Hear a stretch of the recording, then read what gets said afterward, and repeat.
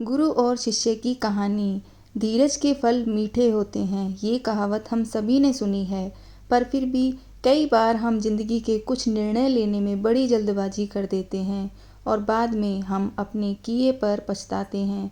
इस कहानी में भी एक गुरुजी अपने शिष्य को धीरज के फल कैसे मीठे मिलते हैं वो उदाहरण के साथ समझाते हैं। तो कहानी शुरू करते हैं। पुराने समय की बात है।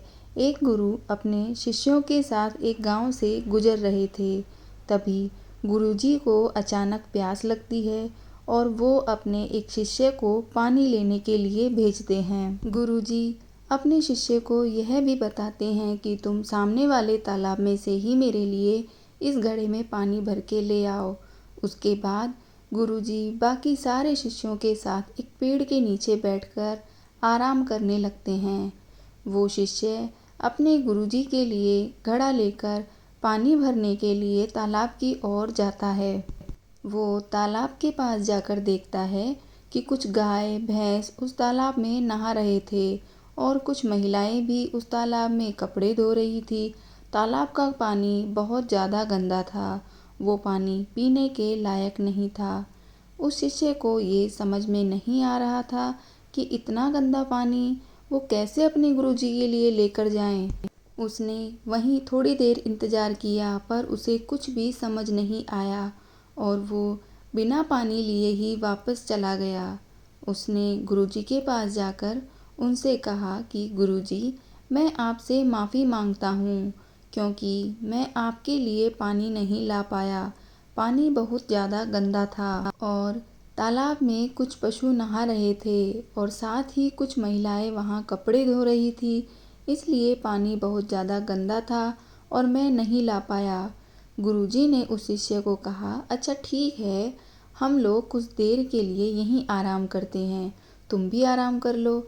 शिष्य ने कहा, अच्छा ठीक है गुरुजी।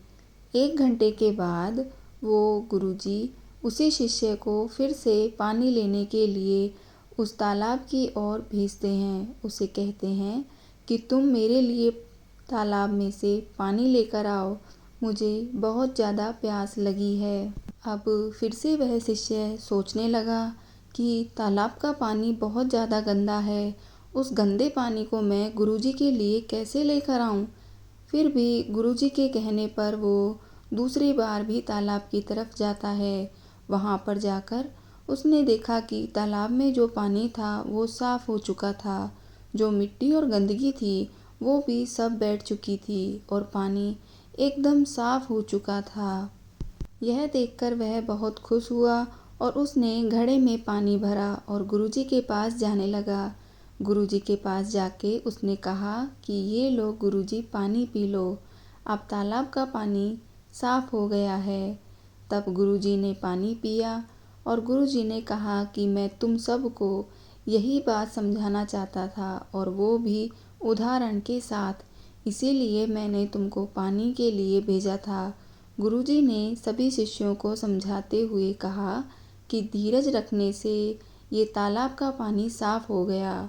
हमें कोई भी निर्णय लेने में धीरज रखना चाहिए। धीरज रखने से काम हमेशा अच्छा ही होता है और अगर हम कोई कार्य जल्दबाजी में करते हैं, कोई निर्णय जल्दबाजी में लेते हैं तो वो हमेशा गलत ही होता है। इसलिए हमें कोई भी निर्णय जल्दबाजी में नहीं करना चाहिए। शांति से लिया हुआ निर्णय हर बार अच्छा ही साबित होता है। मोरल: धीरज के फल मीठे होते हैं।